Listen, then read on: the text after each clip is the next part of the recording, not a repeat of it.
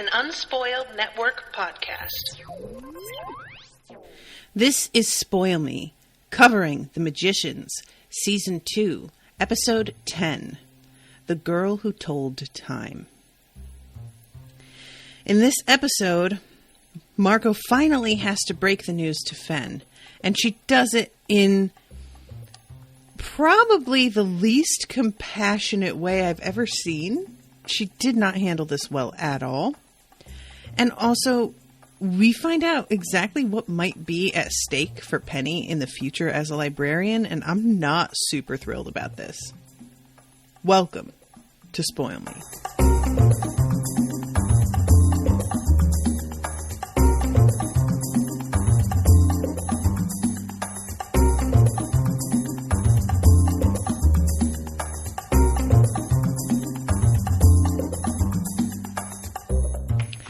Welcome to the show, everybody. I am Natasha. First of all, huge thanks to Ashley for commissioning this episode, and she also commissioned the one earlier this week, so thank you, Ashley, for that.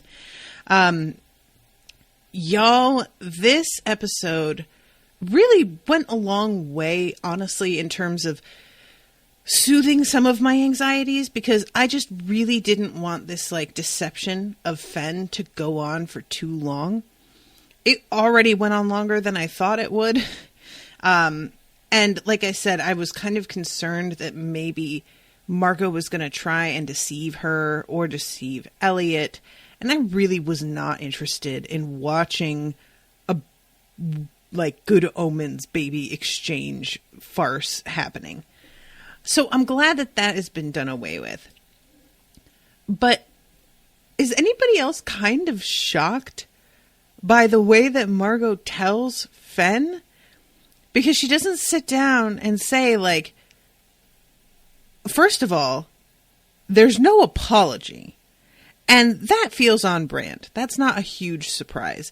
It's a surprise to me in the fact that, I could not possibly have made this deal this way in the first place, because it would be so against everything that I believe in.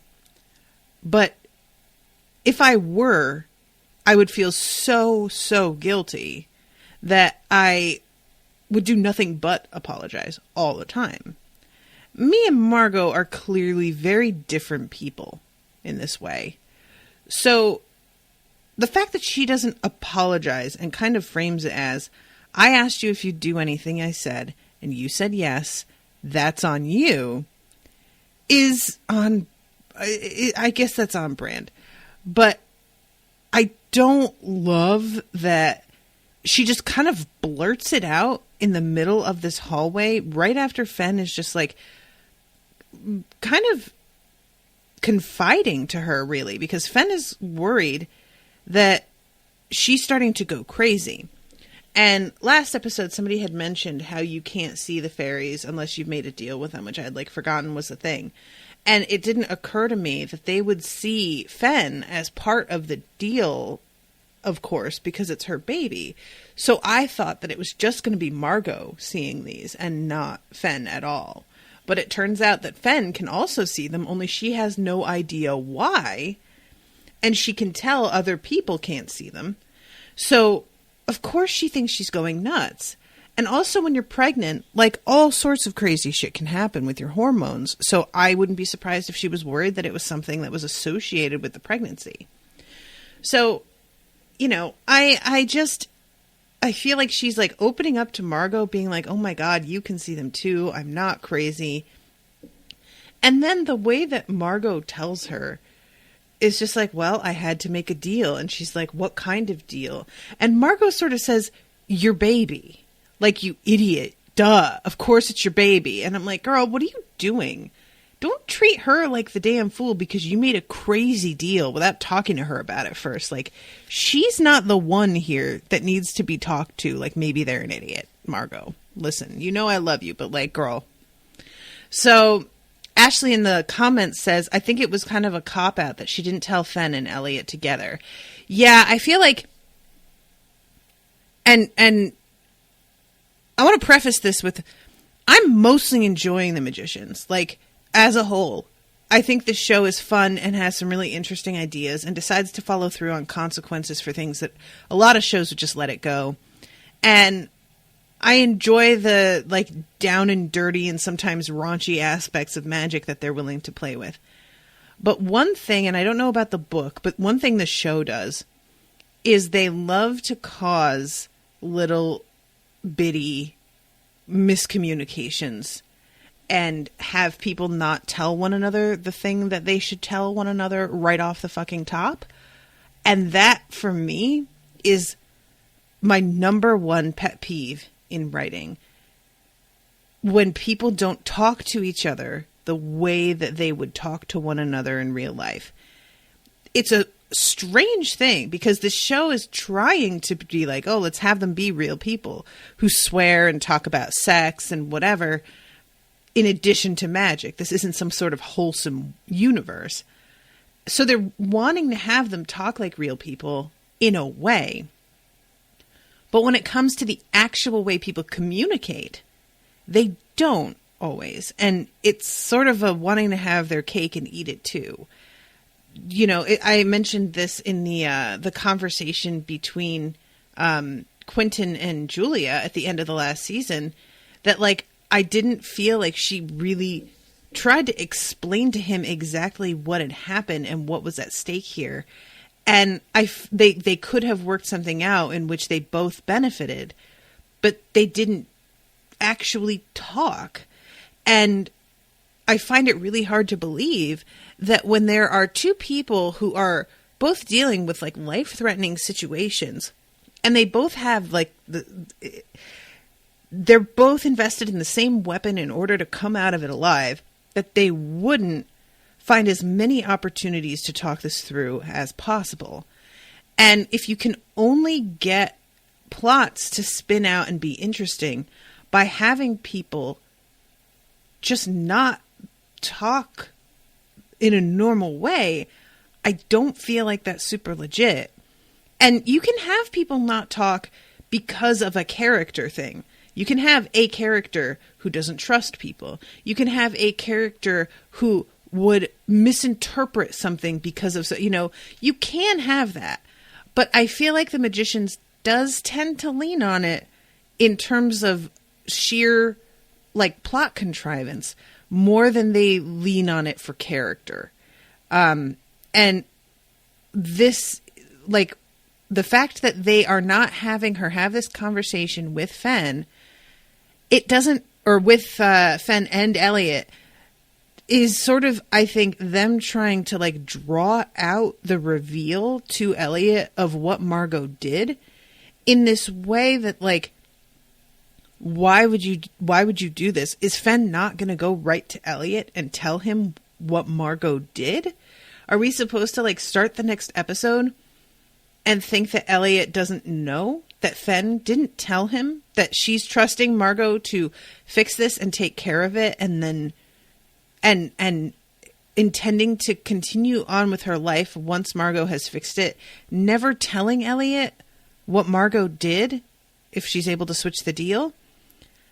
Does that seem like Fen to you guys? Does that seem like something that she would keep from Eliot? And if it isn't, like, if that isn't what they're doing, if they're not trying to spin this out, then she goes and tells Eliot, and we never have a scene between Eliot and Margot, which that feels off-brand. That Margot would tell Fen and not tell Eliot at all. So, I don't know. There's a lot of like, the way that things sort of unroll in this episode that felt sort of like awkward and strange to me in this way that was like, it feels like they're really trying to tightly control everything that everyone is saying and to whom, because they need to. It has to be something for this to all work out the exact way that the writers want it. And to me, that's not super compelling. I want to mention, by the way, guys, I have the space heater on in my office because it like abruptly dropped to like 40 something degrees last night. So it was very cold in here. So if you hear a humming sound in the background, my apologies. And that's what that is. So I'm getting ahead of myself here. We start off this episode with a look into a different timeline where Julia is talking to Dean Fogg, about her place in Brakebills.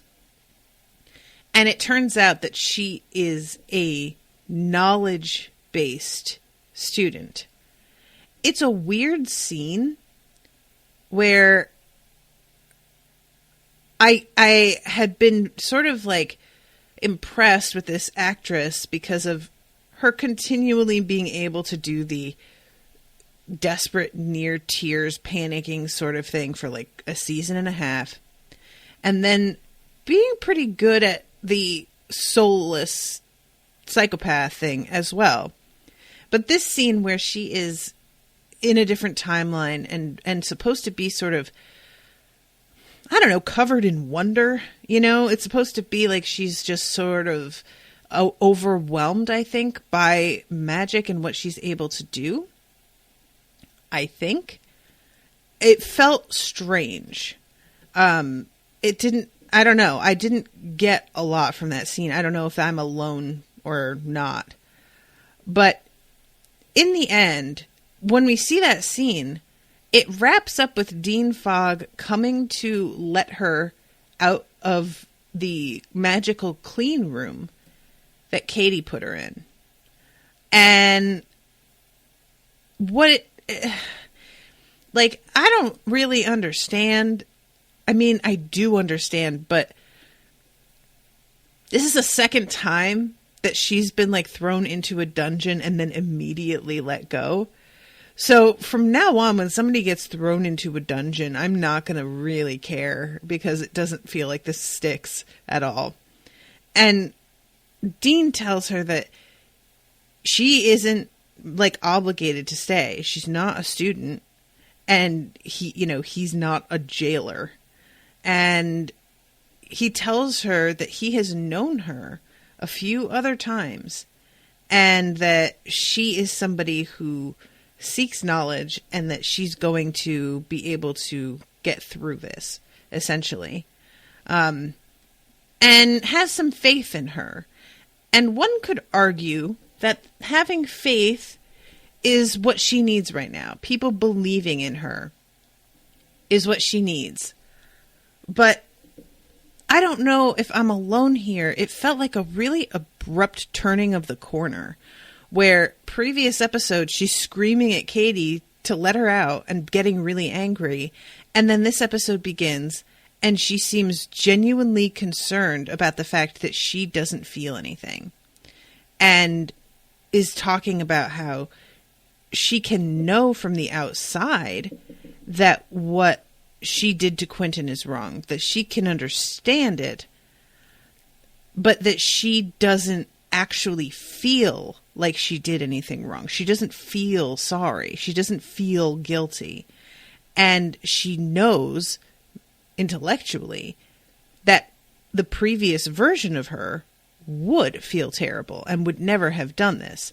So she's able to make comparisons and come to the same conclusion that Kady has, which is that something about her humanity is fundamentally gone. And I really would have liked to see a little bit more of her realizing this in the moment. I would have liked to see a little bit of this like progression of her doing things and sort of stopping and like looking at herself. But instead, we go from her being enraged and locked up and trying to get out to this like docile version of her that's very introspective and admitting that she knows something is wrong.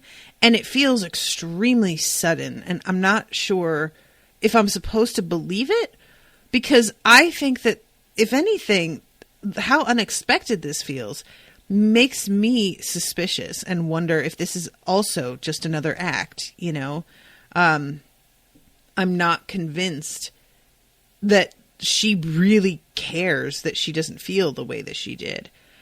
I might have believed it if it felt like there were moments at the end of the last episode where she had this sort of introspection as well.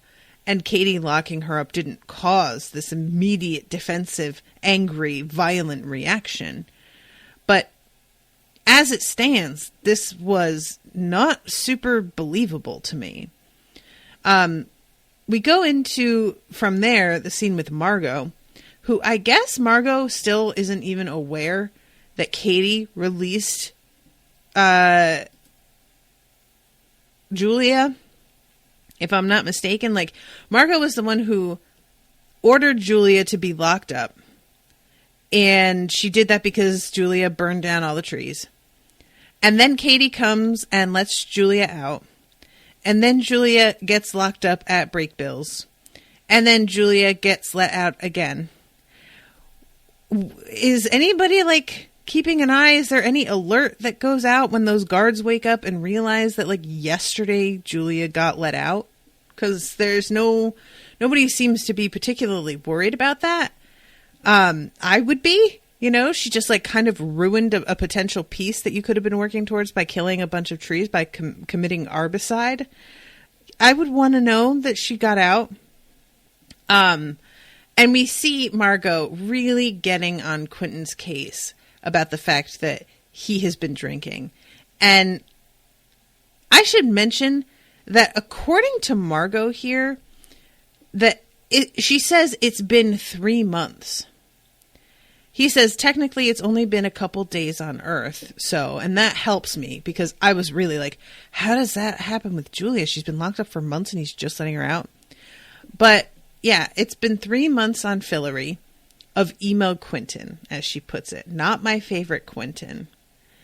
And essentially what's going on is Eliot is out here planning his wedding. It's very stressful. And Margot is sort of trying to, like, keep him from losing it.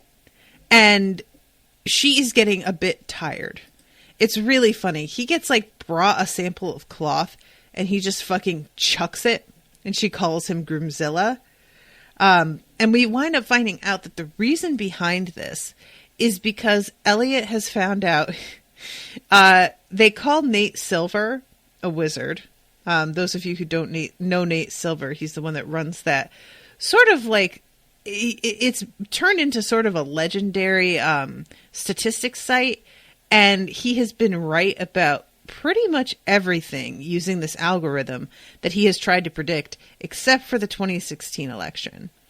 And so many people were 100%, including myself. I will not, point fingers and act like these idiots. But he had such a good track record that so many of us were just like, well, he says we don't have anything to worry about, then I guess we don't. And it turns out, yes, we did. Apparently his algorithm did not factor in white supremacy.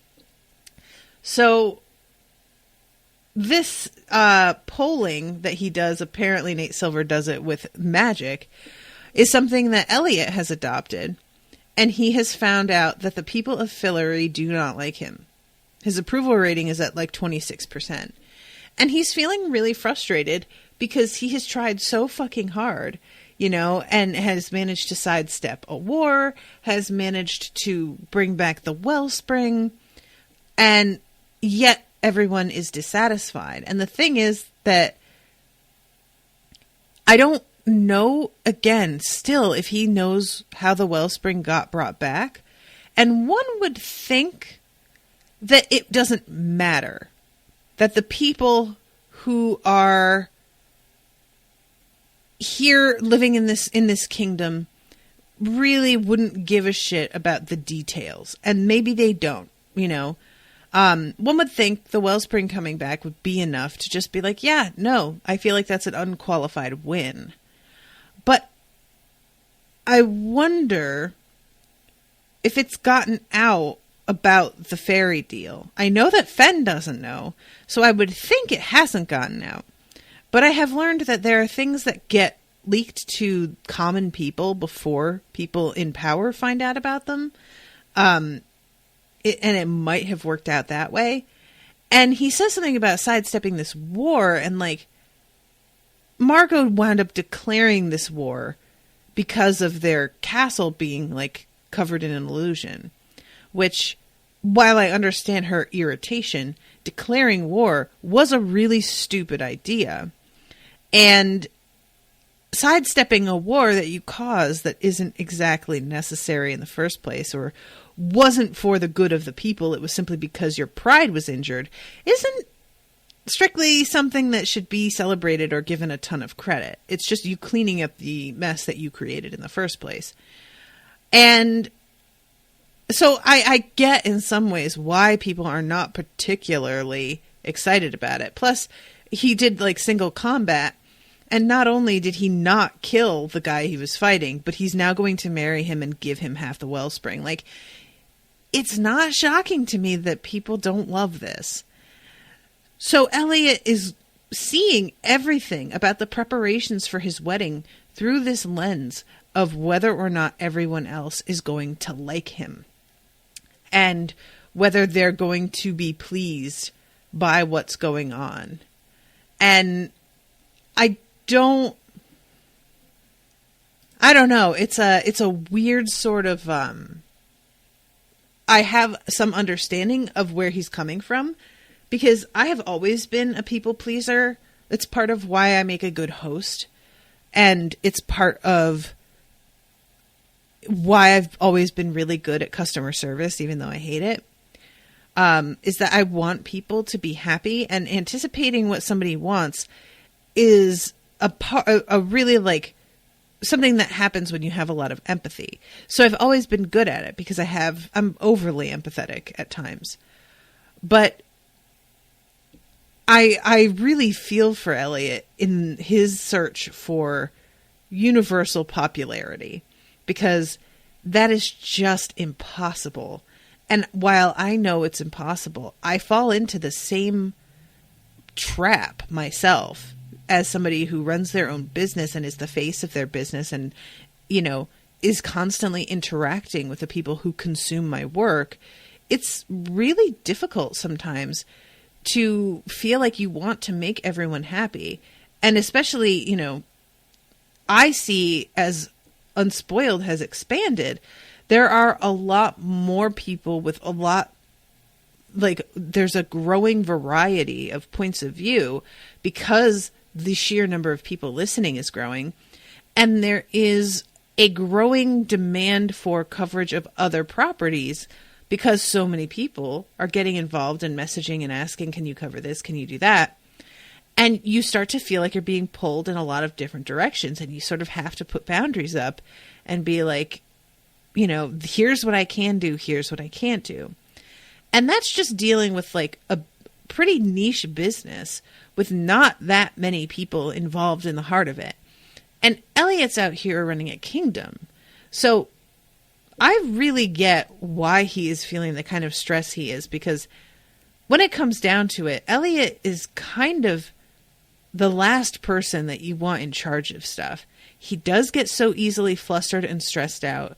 He is very emotional and tends to be like have a really depressive, nihilistic streak. He is prone to indecision and just sort of like, I would say, waiting for a shoe to drop and make a decision for him a lot of the time. And he's going to have to learn to step up a little bit more and not rest everything he does on whether or not somebody else is going to like or dislike him. But I say that, and he has this scene because when he goes, he has the guy who tried to kill him from the Foo Fighters in that dungeon still. And I say dungeon, it's perfectly lovely, this room. It's really not bad. And he is like playing backgammon with him, which, guys, I don't know if you've ever had backgammon, or if you've ever played it, but I haven't. And I used to have a case for it when I was a kid that somebody gave me, and I never learned how to play. And I know it's something that I could literally Google right now and get the instructions on how to do it. And yet it feels like this complete mystery to me. It's like the sort of thing that I just am convinced you like are born knowing to play or not. But yeah, so they're playing and he's talking to this dude, and he says later how he really, really thought that he managed to win the dude over. And he's asking for advice at this point about what the people think of him and why they all hate him. And Eliot tries to say that he doesn't want to talk about the wedding. But Foo Fighter guy is like, look, the wedding is really your chance here. A big royal wedding that involves a lot of people celebrating. If you give gifts to people or feed the populace or whatever, that's something that is like sort of guaranteed to make people feel more warmly towards you. And I feel like that's probably true, or alternatively, depending on how lavish it is, it could make people feel really resentful that you're spending this kind of money on a wedding when they're starving to death. I don't know. He suggests making the wedding public for Eliot's reputation, but could that be in order to make Eliot a target? And that question seems to be sort of answered later, because he winds up hiring what's-his-face, Glenn, is that his name, to be the chef for the wedding. And he finds a note. Josh, thank you, Ashley. Josh finds a note that says something about, like, the West Gate will be unguarded during the wedding, bring the gifts there. And they all assume, based on this dude's history and the fact that this note was hidden in a plate of nachos, I may add, they assume that this is nefarious, that this dude is sending coded messages in order to bring, like, some sort of bomb or maybe something enchanted or who knows what to an unguarded area and smuggle something dangerous in. And Eliot really, in particular, feels like a schmuck because he thought that he had won this dude over a little bit and was maybe getting some legitimate advice. And now he's not sure at all that this is, he assumes that this is all a plot to kill him. I have to say, I'm not convinced of that. Like, I could see this all being played off later as, no, I wanted this all to be a surprise, so I sent back a note in secret because it was the only way to organize the thing. But I do like you, and the thing they're bringing is an actual gift. I kind of feel like because of the way this show goes, that's going to wind up being what it is. But as it stands right now, it totally is understandable why Eliot sees it the way that he does and why he feels so particularly angry. So I'm going to bounce back a little bit to the scene with Penny and Kady. So I had been saying just maybe last episode or the episode before that I wondered just when Penny was going to have to start working for the library, like what kind of timing he was under. And he is really certain, and he says this to Kady, that he isn't going to have to start for like a month because there is so much red tape and bureaucracy involved in just getting one book that certainly processing his application and getting him hired, W-2 and all this stuff, was going to be at least a couple weeks. And then they walk through a door and he is in the library. It is totally starting immediately. And I was just like, dude, I can't believe that you would submit an application without a start date listed. Like, I am available from, and just say that on your application, buddy. Just come on. What are you doing? You don't mess with these people. But he messed with them. So, librarian comes out to formally welcome him to the order. And he just says, shit. And she is really excited about this. And it's sort of frustrating how, like, what's the word I want? how bubbly she is when this is like the worst possible news. I would love to know exactly how the librarians live. I would really like to see their dorms or whatever the fuck it is that they live in. Because I have this impression of this lady, since she is pretty much perpetually here, that she doesn't have to eat, drink, or sleep anymore at all. Like, because you are not allowed to eat and drink in the library except where posted, they just decided to make it easier by not having her need to eat or drink at all. But yeah, she like kind of tries to hug Penny and then realizes how awkward it is and backs away and like shakes his hand instead. And Kady decides to walk around the library looking for some information on how to kill a god. And as it turns out, they claim to not have this information at all. This weird librarian that she runs into, who searches for the book with like one of those pneumatic tubes that they use at the bank. It's pretty great. He even has those like, what do you call those bands that wrap around your shirt sleeves? They like are meant to sort of hold your sleeves in place, I guess. I'm not totally clear what they're for. I think that they're meant to hold them in place, like if you're putting on and off a jacket. But I'm not sure about that now that I think about it. So he tries to sort of steer her away from what she originally asks for, which is straight up how to kill a god. And he says something about like, so are you talking about Greek myths? And she says more of a how-to manual. And he comes back and tells her that they don't have that information. Also, I should mention that his shirt collar has 3 points. Like there's 3 layers of collar. It looks like one over the other. It's kind of a weird look that's like flower petals or something.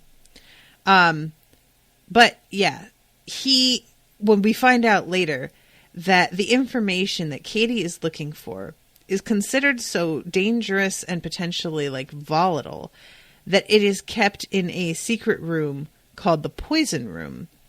And that is very, very strictly monitored and kept secret from everyone. It's like all of the knowledge in that room is considered to be far more than the average person should be allowed to access. And she, I think rightfully, is very indignant of the fact that they get to pick who has access to what information. And I'll get into exactly what goes down with this dude later. And by this dude, I mean this like strange, expressionless librarian who I really did think was a construct and not a real person. But she feels like the person who wound up sort of indirectly killing him had a point. And Penny doesn't feel that way.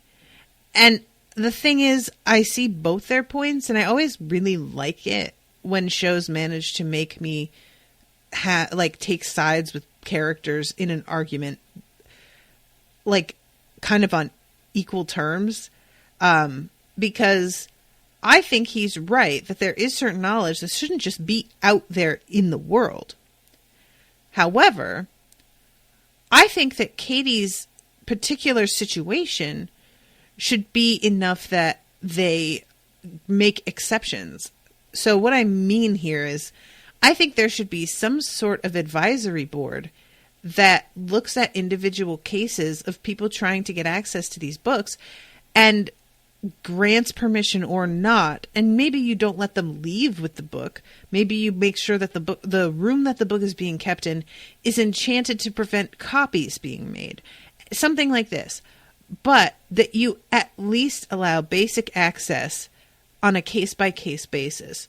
Because there is an angry god out there. Now he's got a fucking cohort who is like, you know, maybe half as powerful, depending, but that's still way too much. And I feel like this should be something that the librarians are also concerned about. And nobody is really asking Kady why she wants access to this information. And that should really be the determining factor. So we'll get to what's going on with that. But Kady here, when she finds out that they don't have this book, she is really frustrated and says something to Penny. And he's a little bit dubious at the idea that this doesn't exist. And that's part of what surprised me about how later, when it turns out this information does exist, but it's just not accessible, he isn't a little bit more angry about it and on her side. But yeah, it turns out like for the books that can help him fix his hands, these books exist, but he has to research that, quote, on his own time. And that for now, he has to do his job.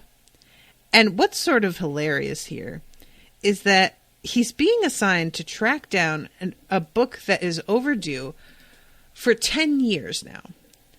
And one would think that if they're assigning him this task, it would be in their best interest to help him find the books that would fix his hands so that he can cast himself. Because he winds up having to bring Kady on as a helper so that she can cast a tracking spell to find this book, and then he can go and travel and retrieve it. But if they just let him find these books or told him where to look, which don't tell me they don't know, he wouldn't have to have a sidekick on these assignments. So just a little bit short-sighted there, librarians, is all I'm saying. So yeah, the book has been overdue for 10 years. And so where they go in order to find the book, it turns out to be the offices of a place called, what was it? Like Fuzzbead? It's so close to BuzzFeed. And it was so very funny. So the woman who they wind up dealing with, I guess she's supposed to be like the head editor. Yeah, it's Fuzzbeat. Oh, so good, guys. It's even like, you can see the logo in the background and it's like identical. I love I know that this is like really basic, but one of the kinds of jokes that I always find so hilarious for some reason is when things are just slightly mispronounced. So jokes like this, where they take a name and then they just invert it, I just love them. They're not that funny, but like they're super funny to me anyway. So the woman who I think is meant to be sort of like the editor-in-chief or something like that. I don't know how that even works at some place like this. But she is deaf, and she is the same woman who Jerry Seinfeld dates, who's like the ball girl, I think, at this tennis match. But she is apparently one of the few deaf actors that ever gets hired, because I recognize her from several other things. Whenever there's like a deaf woman character, she tends to be the one. And it's really amusing because Penny doesn't recognize that she's using sign language. So when she starts to sign, he thinks that she's attacking him and fucking ducks like a lunatic. It's pretty good. And she is a little bit reluctant initially to hand the book over because she says that they don't look like librarians, which is fair. Penny isn't exactly wearing the kind of uniform that the others seem to be. So Kady tries to sign with this woman, but this woman is like, yeah, I read lips. Let's just do that because your signing is real bad. And Kady does this infuriating thing where she is translating, but only some of it. And then will like kind of laugh at a joke. and he asks her what she's laughing at, and she just says, "Don't worry about it."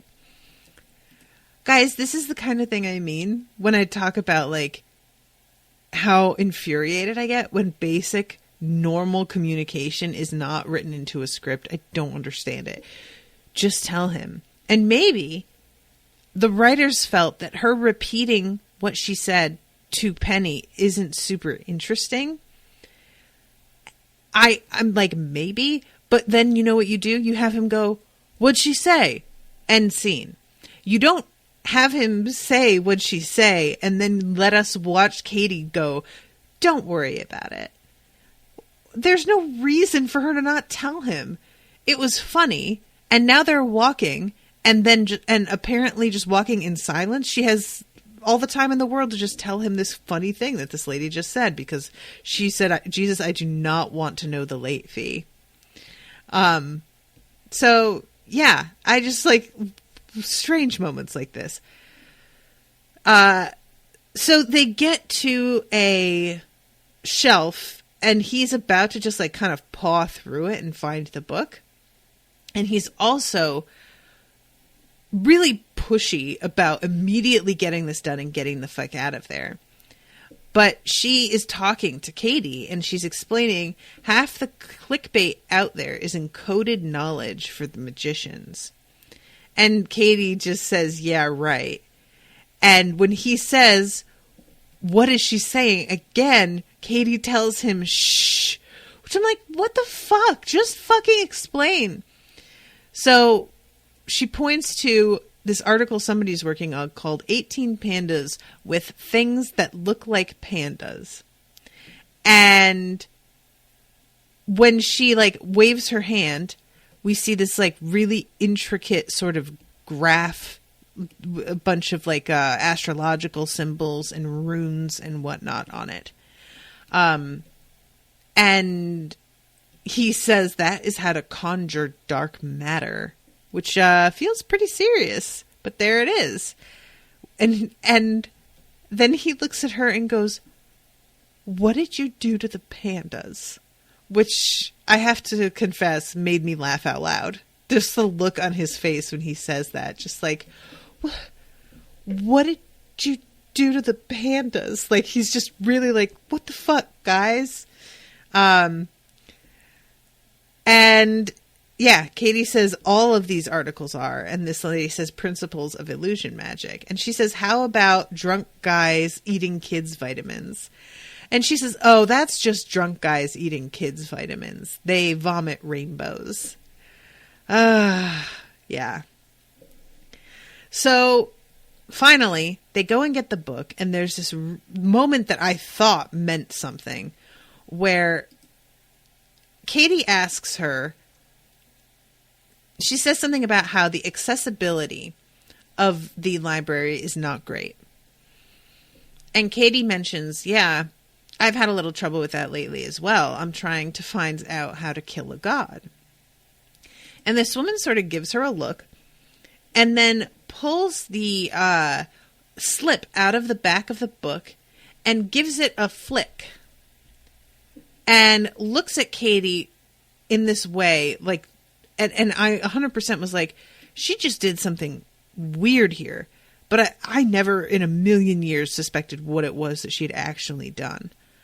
But she gives Kady this look that I realize now is her trying to tell if Kady knows what it is she just did. And it's pretty impressive, honestly, that this woman was good enough at magic to be able to do just a flick like that right in front of Kady's face. And Kady had no idea that there was magic being done in that moment at all. That feels pretty baller and worrisome also. Like, it's worrisome that there are people out there with that kind of power that can just do something and it's undetectable to somebody else who is a magician. And it's also worrisome that this person, that she is still out there by the end of this episode. Like, they basically close up shop and get the fuck out of there. So yeah, I just like, I feel like that's bad news. But she hands the book to Penny, and he says, finally. She says, have a nice day. And he says, fuck off. And she says to Kady, just so you know, there is no kind of knowledge that the library doesn't have. And Kady kind of gives her a look and is like, okay, thank you. And seems to take it under advisement because she doesn't realize what this woman has done. So what happens is Penny brings this book back, and the dude who is who she talked to earlier, Kady talked to earlier, says that after he checks this back in, he will help Penny find something to help with his hands. And he opens the book and stamps the return date on it. And smoke comes up from the slip, and this guy's expression goes blank, and he begins to walk to this door. And Penny can tell something's up. And it's like, dude, are you okay? And he's walking really, really slowly and deliberately. And it's obvious that things are not what they're supposed to be. And this dude goes up to this door, and he's taking out his keys. And Penny's like, dude, I asked you a question. Are you okay? And the guy says, no, I can't control my... Look out. And then he turns around and throws a spell at Penny that sends him flying like 10 feet backward. And again is fighting against this like obvious sensation that is forcing him to try and open this door. And he struggles and like has to cling to the shelves in order to pull himself towards a red button behind a pane of glass. And it looks very much like the kind of, you know, button that it's the sort of thing you smash to turn on the fire alarm or something. But it says kill switch. And this guy slams his elbow into the kill switch and then collapses with blood pouring out of his nose. And it's clear that this guy is dead. And it turns out that the return slip was a modus. It was cursed with a modus hex that forces you to perform an action against your will. And Penny says, yeah, but the dude killed himself. And she says, oh, that wasn't the hex. And his name was Howard. If it wasn't for his bravery, the hex would have forced him to do something incredibly dangerous. And Penny says, open a door? And she's like, that is the door to the poison room. And there is some serious knowledge back there that is so dangerous that you can't even comprehend the shit it's able to do. It's not magic that just destroys people or kills people. Because he says something about like serious battle magic. And she's like, yeah, no. Like battle magic is a one-on-one fight. Absolutely not. Like that's shit you can find anywhere. This is the kind of magic that destroys entire worlds. And Howard sacrificed his life to keep somebody from getting their hands on it, what's essentially a nuclear bomb. And Penny is just really struggling with the idea that not only, because she says this is something any librarian would have done, he's struggling with the idea that like not only this guy killed himself, but that it seems to be sort of an expectation that he would also have killed himself were he hexed like this. And Penny cannot really wrap his head around that at this point. So this leads to the fight between him and Kady a little bit later on. And I have to say that I do think that Kady is not entirely like fair to the way that Penny is talking to her. Because this curse that this woman laid wound up killing a guy. Like, and the guy had to kill himself, which is fucked up. And this fight, by the way, happens in the area where Fuzzbeat used to be. Because they all just fucking picked up and left. So they come back trying to like hold this woman responsible.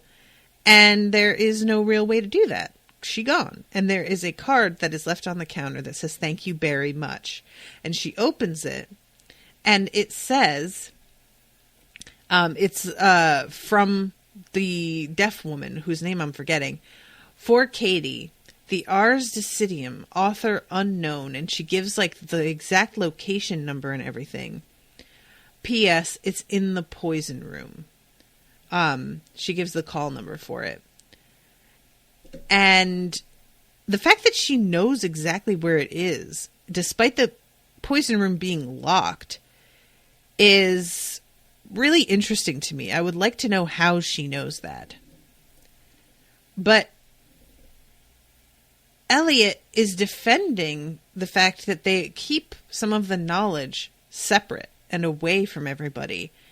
And he says, do you want any hedge witch getting any disgruntled hedge witch, I think is what he says, or something like that. Do you want them to like be able to get their hands on a nuclear bomb? That stuff is insanely dangerous. They could have good reasons. And she says, who the fuck are librarians to decide who gets what?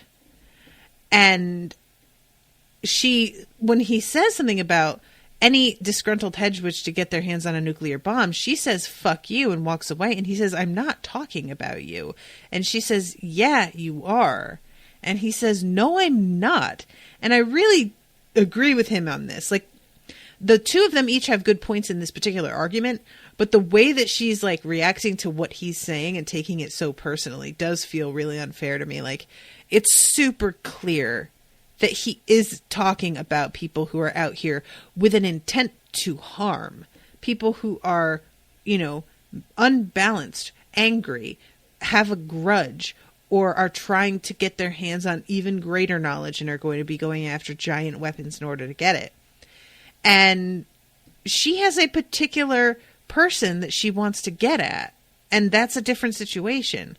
So I don't know why she's like getting so responding the way that she is, but yeah, she's really kind of like taking it personally in a way I don't fully understand, unless she is trying to do something shady, which I'm pretty sure she's not. So let's go to what's going on with Quentin, because I only have about 10 minutes left, a little less. Quentin has been self-medicating to cope with having lost Alice. And he meets up with Josh at one point, who is selling all of his like weird drug baked goods, and gets something from him and winds up, as he tells Quentin, this will let you see into other worlds. And as soon as he said that, I was like, Quentin's going to run into her shade. And sure enough, there she is. The shade is actually like represented by a little girl, which I found pretty interesting. But the shade is trying to find its way back to Julia and is lost and doesn't know where to go. And there's a sort of an implication, because she says, "You have to help me before it's too late," that if she doesn't find her way back to Julia in time, that's it. And she's not going to be able to get the shade back at all. So Quentin goes to see Julia, who has sort of like sequestered herself because she feels like she's a danger to everybody, which is fair. And they're talking about what to do to get her shade back. And it was really interesting to me that she wants it back. I said this already about how strange I found it, that she's already turned this corner and acting like she wants to be back to who she was. And this moment of like wanting her shade back, I mean, the way that she and Alice talked, Alice said to her something about how like you see things clearly and you see the world the way that I do. And at the time, I really took it for granted that Julia agreed with her. So now I either have to rethink that and realize that Julia did not agree with Alice and just sort of let Alice talk, and that she does understand that having her shade back is important and that she needs it. Or she is totally playing everybody because she wants to get near enough to her shade so that she can kill it somehow and never have to be burdened with it again. And I don't really feel like that could be it. If the thing is, the shade winds up eventually, too much time passes and there's no option for getting the shade back at all, there's no reason for her to sort of go after it like this. All she has to do is wait it out and let the shade sort of disintegrate. And she would be, it wouldn't really take all that much. But because she's really trying to help Quentin get in touch with Alice in order to find out more information, I have to think that she actually does genuinely want it back. So I forgot about how, guys, when she gets released from the clean room, Penny and Kady are talking about it, and she's just like, I can't believe he'd let her go. And Penny says, have you been paying attention? The dean is really not that helpful. And I just started fucking cackling. I was like, man, you are not wrong. But they go to him to find out about shades, and really the only person that he can recommend is an Alice from another timeline, who we wind up finding out is interested in shades because the beast ripped Quentin so completely apart in another timeline that it fucked his shade up as well. And now Quentin can't even go to rest. He can't even move on to the afterlife because his shade is fucked up, which is pretty scary that that's a possibility. So yeah, they wind up doing this Tesla something, I can't remember what it's called, and open up a little portal into that other dimension, that other timeline, so that Quentin can go and talk to her. And the thing is, they can't touch, and they only get about 2 minutes. So he finds out that some serious shit went down. And the Alice in that timeline feels really guilty because the two of them had been fighting. And she feels like she should have let it go and made up with Quentin before he died. She's carrying around this deep guilt from that, which is obviously something that he is also dealing with. And it's sort of a cathartic moment for the two of them to be able to see each other again. Guys, I cannot overstate how much I don't really want any more Alice on this show.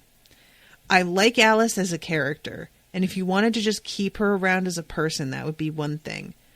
But what they're doing here with Alice being dead in our timeline, but there's a Niffin version of her that comes back, there's a different timeline version of her that comes back, I feel like they just keep sort of beating a dead horse here, basically. And they need to do what Quentin is needing to do, which is let go of Alice. Just bring in somebody else. I just feel like Quentin, out of all of the characters that we have been following, it feels like Quentin has grown the least because he is so wrapped up in this relationship with her and his grief with her. And that grief is understandable, but I would rather see it play out as something that's more of a human relatable grief than this constantly being faced with versions of Alice. And I'm hoping that this moment of talking to the version of her that's feeling the way he feels right now, I'm hoping that this will be the catharsis he needs to sort of let go. Because I thought last episode, when he finally let go of Niffin Alice, that was the catharsis. And apparently not. And I don't want to do this again.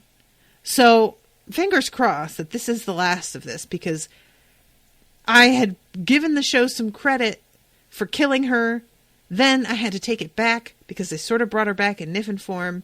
Then I was like, well, maybe because it's evil Alice, that's kind of fun. So maybe it's fine.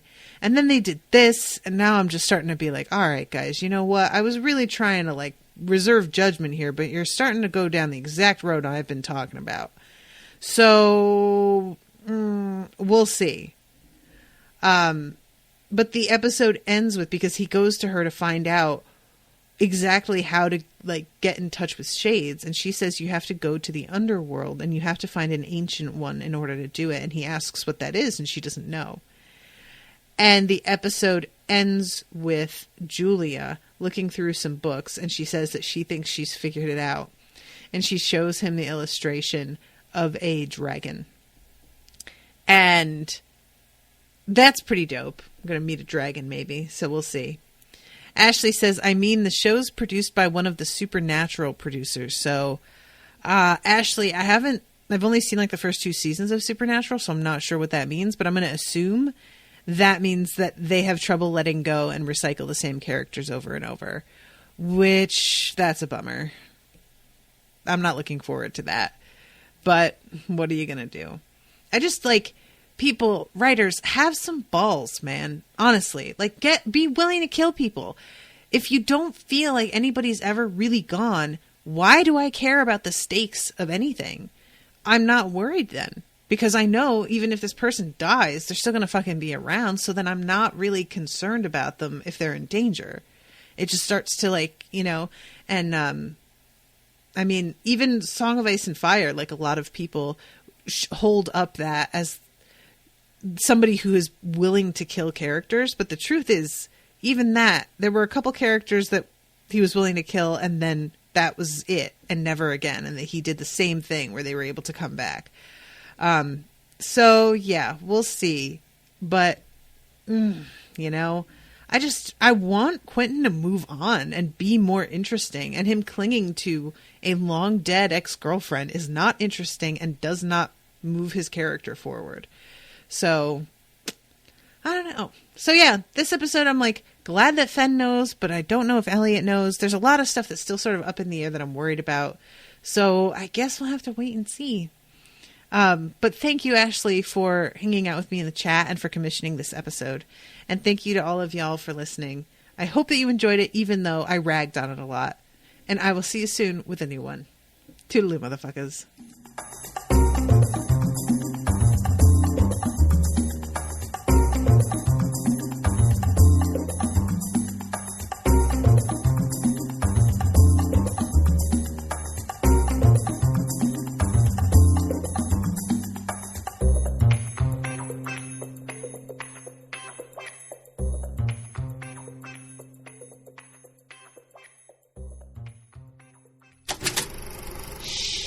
That was an Unspoiled Network podcast.